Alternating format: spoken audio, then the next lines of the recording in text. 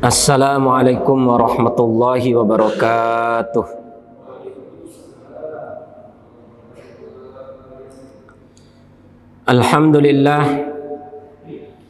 Alhamdulillahilladzi nahmaduhu wa nasta'inuhu wa nastaghfiruh wa na'udzu billahi min syururi anfusina wa min sayyiati a'malina. May yahdihillahu fala mudhillalah wa may yudlilhu fala hadiyalah. Asyhadu an la ilaha illallah wahdahu la syarikalah. Wa asyhadu anna Muhammadan abduhu wa rasuluh la nabiyya wa la rasulahu ba'dah. Qala Allah ta'ala fi kitabil karim ba'da a'udzu billahi minasyaitonir rajim bismillahirrahmanirrahim. Ya ayyuhalladzina amanu taqullaha haqqa tuqatih wa la tamutunna illa wa antum muslimun.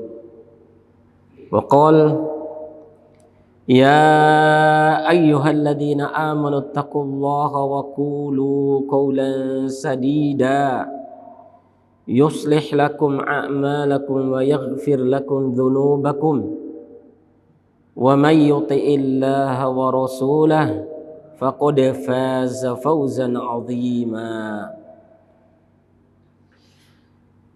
Allahumma shalli ala sayyidina Muhammadin sallallahu alaihi wasallam wa ala ali sayyidina Muhammadin sallallahu alaihi wasallam. Jemaah salat maghrib yang mudah-mudahan Allah rahmati, alhamdulillah senantiasa lisan kita, lidah kita selalu memuja dan memuji Allah Subhanahu wa taala. Selalu menggunakan lisan kita untuk berzikir, mengingat Allah Subhanahu wa taala, yang dengan selalu kita mengingat Allah Subhanahu wa taala disertai dengan memaknainya di dalam hati, itu akan menambah iman, kekuatan iman dan rasa takut kita kepada Allah, menambah rasa cinta kita kepada Allah Subhanahu wa taala. Membiasakan juga seluruh anggota tubuh kita untuk taat dan beribadah kepada Allah Subhanahu wa taala. Jangan sampai ada bosan-bosannya kita beribadah kepada Allah. Jadi jangan memaknai ibadah itu hanya mungkin sholat 5 waktu di masjid. Kita berusaha dalam sholat kita 5 waktu di masjid mendapati imam ketika takbiratul ihram. Saya ingatkan supaya nanti terjauhkan dari sifat kemunafikan. Beda orang sholat berjamaah di masjid, dia dapat imam ketika sudah takbiratul ihram.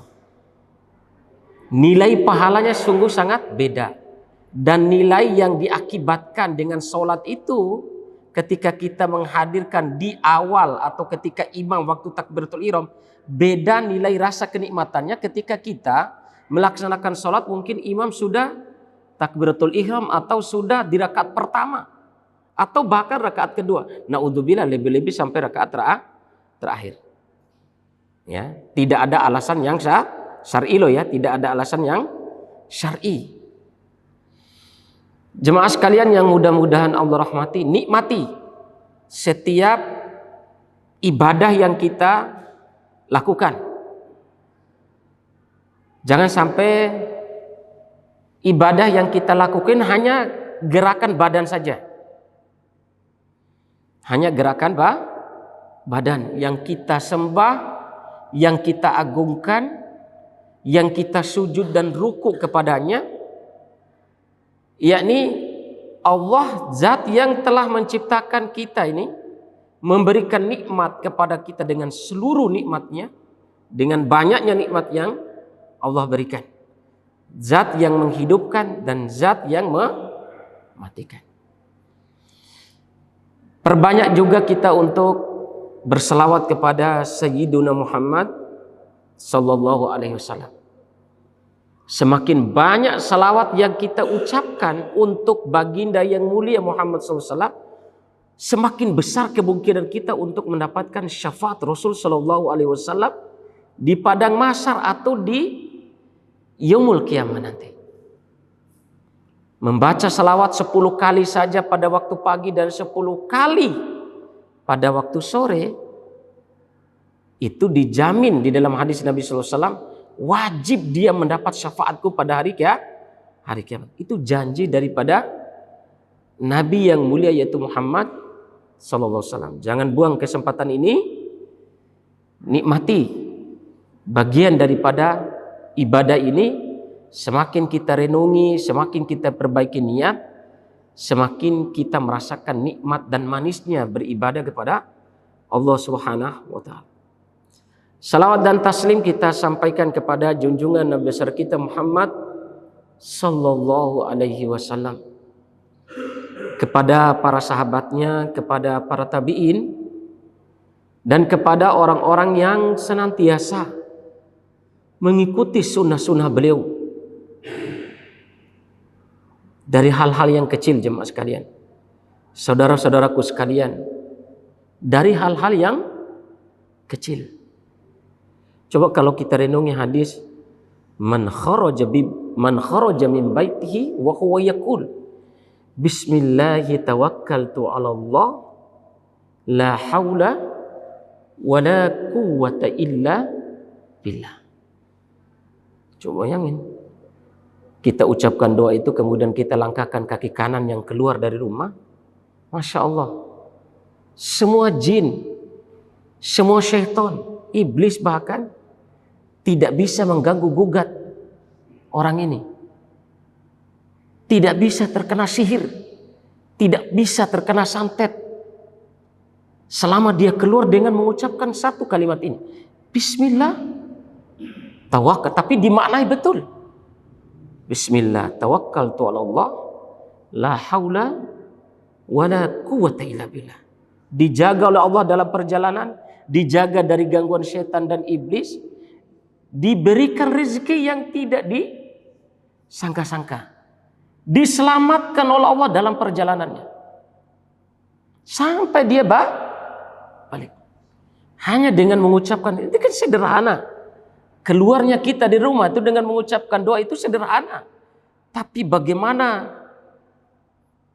balasan Allah dengan kita mengucapkan doa tersebut itu sungguh luar biasa. Begitu juga masuk ke rumah, sebelum melangkahkan kaki dengan mulai kaki kiri masuk ke rumah, Bismillahi walajna wa bismillahi kharajna wa ala rabbina tawakkalna.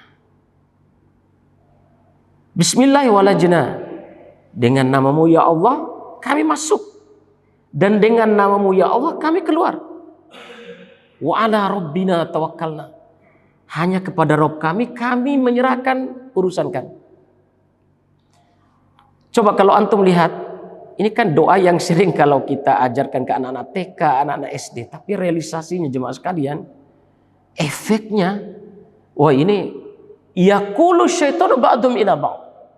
Syaitan yang lain berkata kepada syaitan yang lain, oh sudah tidak ada harapan bagi kita untuk mengganggu dia ketika dia berada dalam rumah, karena dia sudah membaca doa ini. Sudah tidak ada kesempatan bagi kita untuk membuat keluarga ini, kalau dia sudah berkeluarga, sudah punya istri dan anak, dibikin ribut dengan istrinya, dibikin repot dengan anak-anaknya. Sudah tidak. Ini Masya Allah jemaah sekalian, ini yang saya nasihatkan kepada diri saya dan antum sekalian. Tidak maknanya saya ini bisa mempraktekkan, tapi mengajak. Mari kita melatih diri dari urusan-urusan sekecil ini, ya.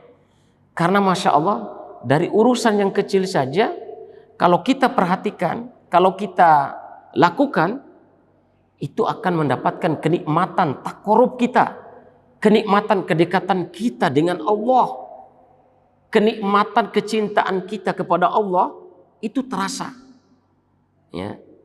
Tentunya sekali lagi saya sampaikan, ketika kita membaca apa saja, doa masuk masjid, doa keluar masjid. Nikmati itu sembari kita mengingat akan keagungan Allah.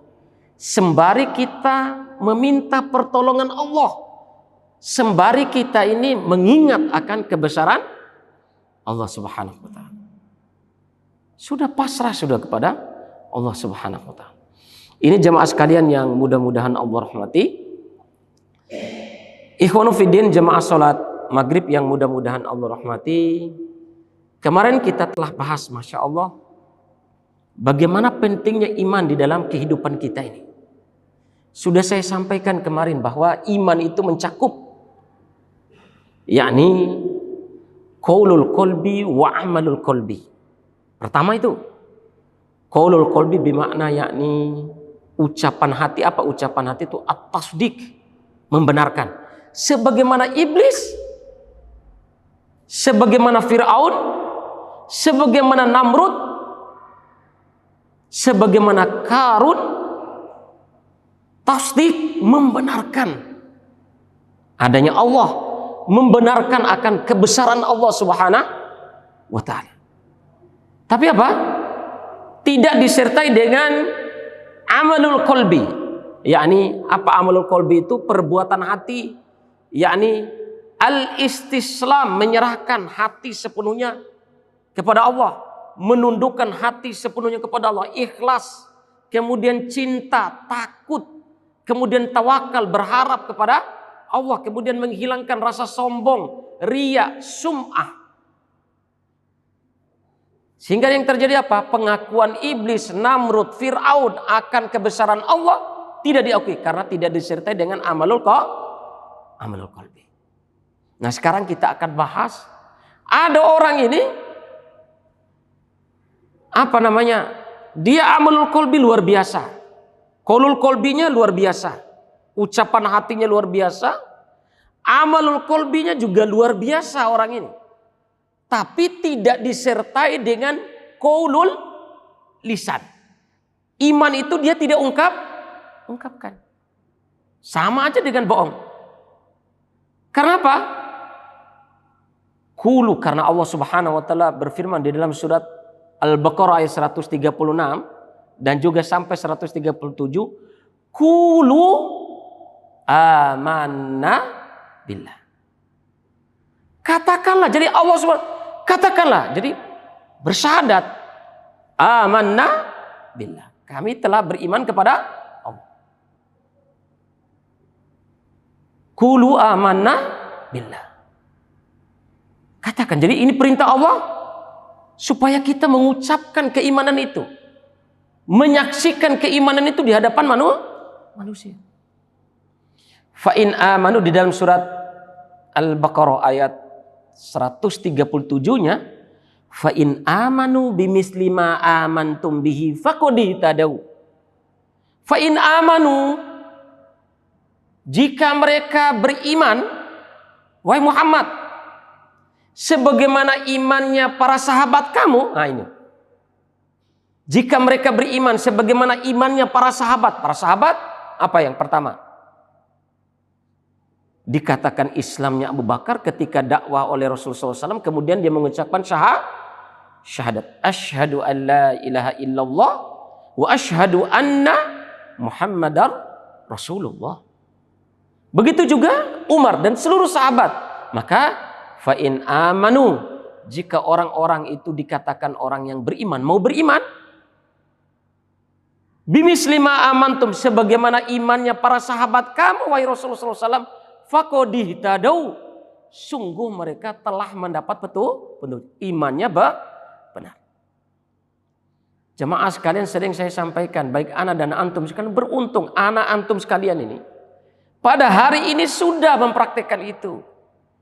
Di hati dan di jasad antum, di tangan antum, di lisan antum, tempat tinggal kita semua.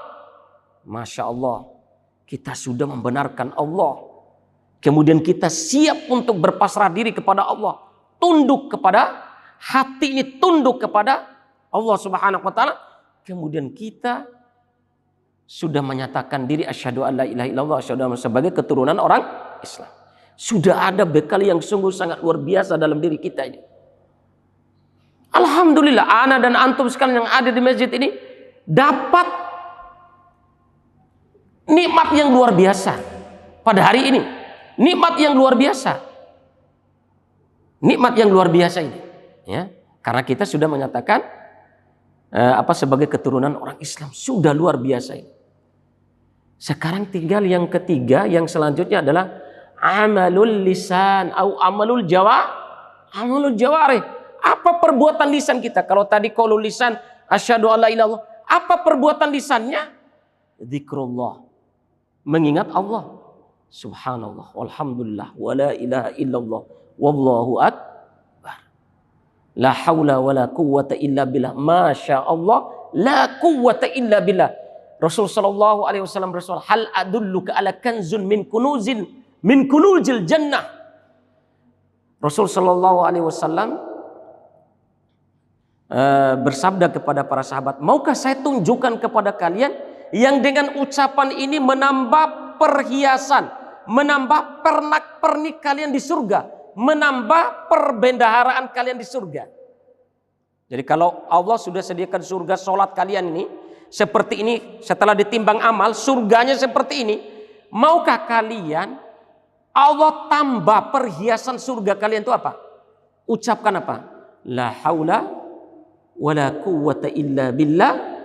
Masya Allah, la quwwata illa billah. Masya Allah, kalau antum ibarat kita, ibarat ibu rumah tangga, pingin ada di rumahnya itu lemari piring, ada lemari pakaiannya, ada emasnya, ada peraknya, pokoknya perhiasan rumah yang indah-indah itu. Kalau kita di surga pingin menambah pernak-pernik itu cukup, ya. La haula wala quwwata illa billah. Masya Allah, la quwwata illa billah. Atau yang paling ringkas, la haula wala quwwata illa billah.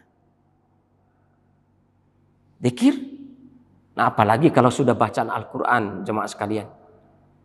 Ya, bacaan Al-Quran. Apalagi kalau sudah itu, Masya Allah.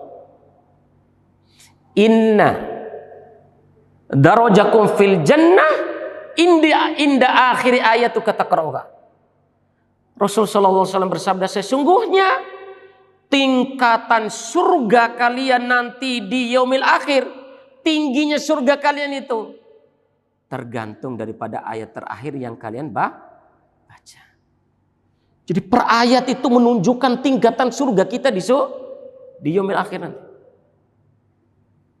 Susah apa tidak baca Al-Quran? Yang susah karena kita belum terbiasa. Nikmati ikhwan fidin arsyad dan warsadukumullah. Allah akan luangkan waktu itu kalau antum baca Al-Quran. Sesibuk apapun antum, kalau kita isi dengan baca Al-Quran, dengan barokah Al-Quran, dengan kesucian Al-Quran itu, Allah akan buka luas-luas waktu itu. Allah akan buka ketenangan di dalam waktu kita dengan membaca Al-Quran. Nggak usah panjang-panjang dulu sekarang ini. Ya, kalau belum mampu 1 juz sehari, 1 juz paling kalau baca kita santai 1 jam. Tapi bisa dicicil. Ba'da sholat subuh mungkin 2 lembar bolak-balik. Ba'da sholat duhur 2 lembar bolak-balik. Sampai 5 waktu selesai dapat 1 juz. Sehingga setiap 5 waktu sholat kita itu kita isi dengan baca Al-Quran. Mulai dari sini jemaah sekalian. Ya, mulai dari sini ilmu ini. Mulai dari sini. Wallahi baca Al-Quran itu barokah. Karena apa? Yang antum baca itu firman Allah. Ketika antum baca itu antum lagi dialog dengan Allah. Antum lagi dialog dengan Allah. Yang antum baca apa yang Allah katakan, apa yang Allah firmankan. Kapan? Manage waktu antum, manage agenda kita ini untuk melakukan hal-hal seperti itu. Sehingga apa? Rasakan jemaah sekalian, kalau antum ini rasakan, akan ada antum rasakan nikmatnya beribadah itu. Antum akan rasakan nikmatnya bacaan Al-Quran itu. Ya, ini jemaah sekalian yang mudah-mudahan Allah rahmati ini. yakni amalul lisan, amalan lisan. Ya, amalan lisan, zikir, bacaan Al-Quran, Masya Allah. Ya, selawat kepada Nabi kita Muhammad sallallahu alaihi wasallam. Dakwah, amar ma'ruf nahi munkar. Ini ibadah yang berkaitan dengan amalul lisan. Kemudian yang terakhir adalah amalul jawari. Apa amalul jawari? Yaitu seluruh anggota badan kita ini. Bukan hanya lisan saja, tapi bagaimana tangan, bagaimana kaki, bagaimana mata kita gunakan. Bingkainya adalah dalam rangka untuk ibadah dan ketaatan kepada Allah Subhanahu wa taala. Jemaah sekalian yang mudah-mudahan Allah rahmati, Rasul sallallahu alaihi wasallam bersabda, "Umirtu an uqatilan nas hatta yashhadu an la ilaha illallah wa anna Muhammadar Rasulullah." Artinya seseorang itu boleh dibunuh ya, dengan memenuhi syarat ya, kalau dia tidak mengucapkan syahadat. Saya diperintahkan oleh Allah, kata Rasulullah SAW, untuk memerangi manusia sampai manusia bersyahadat. Bukan berarti pemaksaan, tidak. Ya, saking pentingnya syahadat, ucapan itu, ucapan syahadat. Sebagaimana begini, ini yang saya sampaikan, kita ini sudah beruntungnya luar biasa.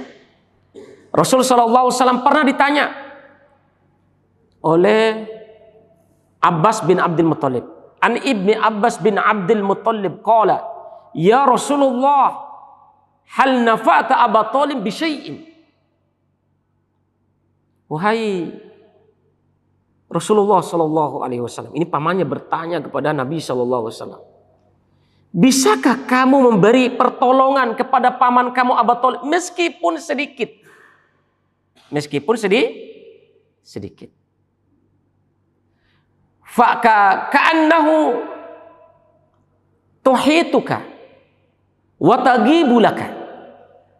Tidakkah kamu ingat wahai Rasulullah SAW, ini biasa seorang adik ini merasa kasihan kepada kakaknya yaitu Abu Thalib yang luar biasa. Makanya Imam Ibnu Abbas ini bertanya kepada, bukankah dahulu wahai keponakanku, wahai Rasulullah SAW, paman kamu Abu Thalib itu melindungi kamu dari bahayanya orang-orang Quraisy, dan paman kamu Abu Thalib itu rela marah kepada orang-orang kafir dalam rangka untuk membelamu wahai keponakanku. Maka bisa nggak kamu memberikan manfaat meskipun sedikit untuk pamanmu itu? Naam, huwa min solsohin minan nar. Kata Rasulullah SAW, benar wahai pamanku, tapi dia disiksa di dalam neraka itu dengan sebongkah api neraka yang ada di kakinya. Laula ana lakana huwa fid darkil asfali minan nar. Kalaulah bukan karena syafaatku untuk pamanku itu, niscaya dia akan berada di kerak neraka yang paling bawah. Kerak hanggu oaga itu kan paling bawah dia. Asfal itu neraka yang paling hanggunya itu, keraknya itu. Ya. Itu kalaulah bukan karena syafaatku, pamanku sudah berada di neraka yang paling bawah. Ini jemaah sekalian yang mudah-mudahan Allah. Mananya apa? Apa yang kurang dari Abu Thalib? Apa yang kurang dari Abu Thalib? Pembelaannya kepada Rasulullah SAW. Dia juga meyakini benarnya, benar-benar yakin, membenarkan agama Nabi Muhammad SAW dan apa yang dibawa oleh Nabi Muhammad SAW. Dan bagaimana pembelaannya kepada Rasulullah SAW? Waduh, ini Masya Allah. Ya, pasang badan Abu Thalib ini dalam rangka membela keponakannya. Pasang badan. Ya, pasang badan. Orang paling pertama kalau datang orang-orang Quraisy ingin mencaci maki, ingin membunuh Rasulullah SAW, dia pasang badan untuk membela keponakannya. Tapi jemaah sekalian, apa yang membuat dia sampai kafir seperti itu? Karena dia tidak mengucapkan syahadat. Maka Rasulullah SAW ketika menasihati pamannya, kulli qaulan uhaju bika indallah, wahai pamanku, katakanlah kepadaku, ucapkanlah di hadapanku sebuah perkataan yang dengan perkataan itu menjadi hujah bagi saya di hadapan Allah Subhanahu wa ta'ala. Tapi Masya Allah, memang nasibnya. Qadarullah wa ma syaa fa'ala. Allah belum memberikan hidayah itu kepada pamannya Rasul sallallahu alaihi wasallam, sehingga dia berat untuk mengucapkan kata itu, sehingga dia mati dalam keadaan kafir. Mati dalam keadaan disiksa selama-lamanya di dalam neraka. Na'udzubillah, tsumma na'udzubillahi min dzalik. Nah, ini jemaah sekalian yang mudah-mudahan Allah rahmati. Ini ada dalam hadis Rasulullah sallallahu alaihi wasallam yang harus kita renungi bersama. Makanya saya sampaikan tadi, jemaah sekalian, adik-adikku sekalian yang mudah-mudahan Allah rahmati, yang saya sampaikan tadi, beruntung kita ini lahir sebagai keturunan orang Islam dan sebagai orang Islam. Sudah modal pertama. Karena Rasulullah sallallahu alaihi wasallam bersabda, "Yakhruju minan nari man kana fi qalbihi ala wajni sya'irin min khair."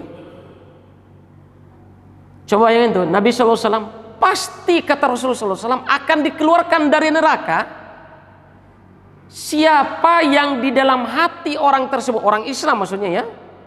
Siapa yang di dalam hati orang Islam itu ada kebaikan, meskipun kebaikan itu sebesar biji gandum basah. Antum lihat nggak biji gandum itu yang basah? Meskipun kebaikannya cuma segitu yang dia kerjakan, Allah akan keluarkan dia dari neraka. Meskipun misalnya kalau ibarat begini anak-anak sekalian, adik-adik sekalian, jemaah sekalian, ibarat kebaikan itu, tabungan kebaikan itu sepenuh langit dan bumi. Kebaikan itu ya, tabungan kebaikan itu sepenuh langit dan bumi. Kita hanya dari sepenuh langit dan bumi itu, kebaikan kita hanya sebesar biji gandum yang basah itu loh. Sementara yang lainnya itu hitam semua. Tapi ada kebaikan, yang penting aito ini lakukan syirik itu. Bahayanya syirik itu di situ. Ya, jangan sekali-kali kita ini syirik ini, masya Allah. Kita melakukan dosa besar, bukan berarti ini saya menyuruh supaya kita melakukan dosa besar, tidak. Tapi saking luar biasanya keuntungan menjadi orang Islam dan keturunan orang Islam. Kebaikan yang dia miliki hanya sebesar biji gandum basah saja. Nanti dengan kebaikan itu menjadi alasan bagi Allah dia dikeluarkan dari neraka. Ya, ditimbang nih amal kebaikan sama amal buruknya nih, ditimbang ya. Amal kebaikannya cuma sebesar biji gandum basah, sementara ditimbangan amal kejahatannya lebih berat, jauh sekali kan. Tapi dengan kebaikan kita yang orang Islam yang sebesar biji gandum yang basah itu menjadi alasan dikeluarkannya kita dari neraka. Tapi bukan berarti tetap juga masuk surga. Kemudian nanti meskipun masuk neraka, masya Allah, masya Allah. Jangan kebayang untuk masuk neraka itu naudzubillah min dzalik. Jangan. Ya. Nah, kita saja kena api rokok, panasnya luar biasa. Ya. Nah, apalagi kalau itu api neraka gitu loh ya. Naudzubillah, tsumma naudzubillahi min dzalik. Makannya apa kalau neraka itu? Meskipun pada akhirnya nanti antum dimasukkan ke surga, tapi cici neraka makanannya apa? Ya. Makanannya darah dan nanah. Antum tahu poso itu? Nah, itu poso itu kan campuran darah sama nanah. Itu makanan penduduk neraka itu. Semakin kita meminta makan, ya dikasihlah makanan yang terparah itu. Karena kita sudah minta makan, seseorang minta makan dalam neraka itu harus makan makanan yang dikasih itu apa itu? Nanah campur darah itu. Ketika kita makan belum masuk makanan itu, karena baunya sungguh sangat busuk, maka muntah, semakin menambah rasa lapar. Itu siksa neraka. Tidak ada siksa neraka itu yang ketika kita meminta dikurangi itu semakin dikurangi, nggak ada, ya, nggak ada jemaah sekalian. Air minumnya apa? Hamima, air yang mendidih, sudah panas api neraka luar biasa. Kemudian kita semakin tambah minta minum ya, dikasih air panas lagi. Antum bisa minum air panas itu, ya. Naudzubillah, tsumma naudzubillah. Jangan. Ya, yang penting saya sudah punya modal ini nih, kebaikan saya nih. Nah, pada akhir, ya Allah ya Rabbi, jangan bermimpi untuk itu. Ya, sebagaimana yang saya sampaikan dalam pertemuan yang dahulu ketika khutbah Jumat itu.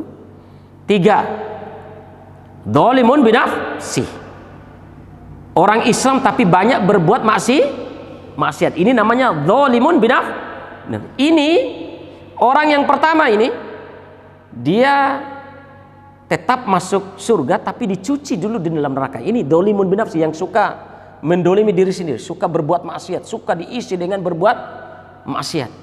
Kemudian yang kedua siapa? Muktasid. Yang tengah-tengah, siapa yang tengah-tengah ini? Seluruh yang wajib dikerjakan, seluruh yang haram dia tinggalkan. Meskipun yang sunnah dia tidak kerjakan. Ini yang kedua, hisabai yasiro. Dihisab dengan hisab yang ringan. Inilah yang kita pilih, yang kejar ini. Kita pilih yang berusaha, kita pilih yang kedua ini. Yang hisabanya yasiro itu tidak dimasukkan ke dalam neraka, tidak. Hanya hisab ringan saja. Nah, kalau yang pertama, yang terakhir, yang ketiga itu ya seluruh yang wajib dikerjakan, seluruh yang sunnah dikerjakan. Seluruh yang haram ditinggalkan, seluruh yang makruh ditinggalkan. Bahkan yang mubah kadang dia tinggal. Ini masuk surga tanpa hisab. Nah, ini berat kalau kita ini. Bagi saya berat ini. Tapi kita berusaha yang kedua ini. Kita bermohon, bermujahadah kepada Allah supaya kita ditakdirkan yang kedua ini hisabai yasiro, dengan hisab yang ringan. Jangan kepikiran untuk masuk neraka dulu dengan amal. Aduh, naudzubillah. Kok bangga masuk neraka itu loh, ya Allah. Ya, bangga sekali ya, tega sekali ya. Naudzubillah, tsumma naudzubillahi min dzalik. Kemudian Nabi SAW kalau tadi biji gandum yang basah, kalau biji gandum basah itu masih ada kelihatan besar. Ya enggak? Masih kelihatan besar dia. Maka Rasul sallallahu alaihi wasallam, wa yakhruju minan nari man kana fi qalbihi ala wazni burratin min khair.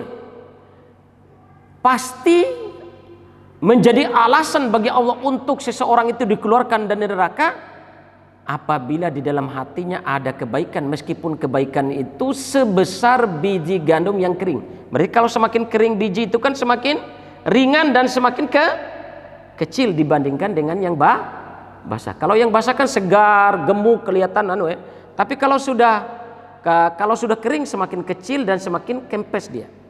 Nah, semakin kecil kebaikan itu.